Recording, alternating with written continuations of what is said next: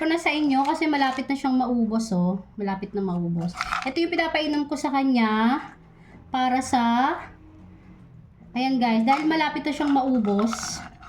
Malapit na siyang maubos. Ito yung pinapainom ko sa kanya. Araw-araw ko siya pinapainom, guys. Kasi ang sabi dun sa video na pinagbilang ko nito, 7 days daw po na dire-diretso in 7 days. Pero pag malala po yung garapatan ng per baby nyo, pwede nyo siyang araw-arawin. Pero ako, ginagawa ko sa kanya, kahit di naman siya ganun kaanuhan ng garapata. Kasi nakikitaan ko pa rin siya ng kumakapit sa kanya. Kaya ginagawa ko, pinapainom ko siya araw-araw. Minsan kinakain niya, minsan ayaw niya. Kaya ginagawa ko guys ganito. Sinasalaksak ko siya dun sa bibig niya. Pero pag kinakain naman niya to eh. Pero may time kasi na ayaw niya, pero pinipilit ko siya. Tulad niya, dinura niya. Kaya ginagawa ko, sinasalaksak ko dun sa lalamunan niya. Kasi once a day lang naman eh. Once a day. Ayan, nakain na niya. Nasalaksak ko dun sa lalamunan. Kasi once a day naman. Ay! Talaga naman! Hindi mo pwedeng hindi inumin to ha. Dinura. Nasabi ko sa'yo. Isa! Inumin mo! Gusto pa masigawan. Di ba iniinom mo yan? Ayan. Dinura. Hindi ko kasi salaksak na boss. So yan yan.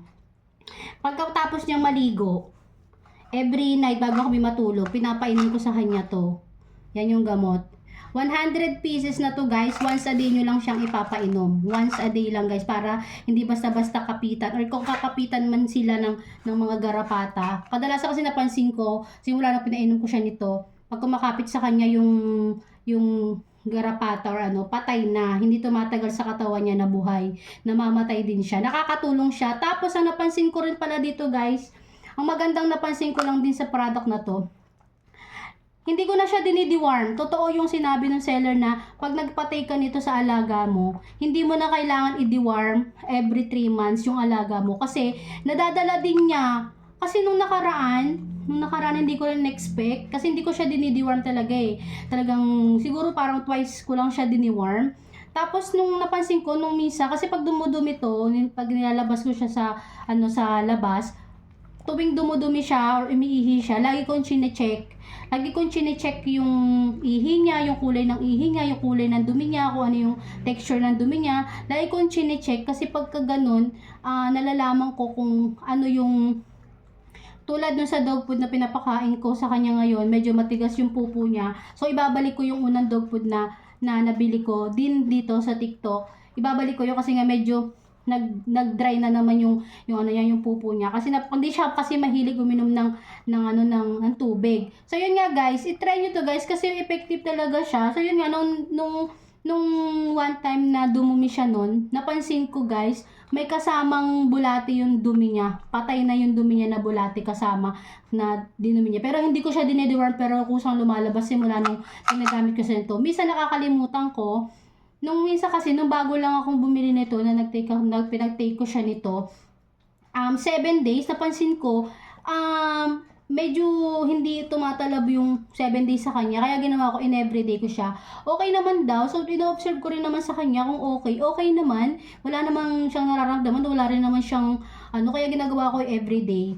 Hindi ako, guys hindi ko sinasabi na gayahin niyo yung ginagawa ko. Pero, based on my experience, guys, yun na nga, pwede siyang ipainom ng everyday, once a day, pwede siya. Mas bet ko yung pagka-effect niya kaysa dun sa 7 days lang na 100 pieces to guys. Tapos, ayan. Yan nga siya. 100 pieces. Tapos matagal din yung nito, expiration niya. Ayan. Tingnan natin. Expiration. Hindi ko makita yung part na expiration niya. Tapos meron namang naka-indicate, meron din palang naka-indicate dito sa bottle niya kung ilan yung dapat nyo ipainom. Pero nasa sa inyo kung gusto nyo sundin to. Kasi ako nung una sinunod ko siya, pero hindi umepek sa kanya yung rules na nakalagay dito. Kaya ginawa ko everyday. Basta once a day lang, wag lang susobra once a day. Kaya ginagawa ko pagkatapos niya maligo, dun ako naglalagay, nagpapainom sa kanya para hindi ko makakalimutan bago siya matulog. Yan guys. Tapos sinasabayan na niya ng kain yan. Sasabayan na niya ng kain niya. Pagkatapos niya mag-ano ng ganito, kakain na yan. Kasi napaugalian niya pagkatapos niya maligo, kakain siya. So ayan lagi for today's video guys. I-try nyo to sa inyong mga fur baby, lalo pag maraming garapata. So yan lang for today's video. Thank you so much!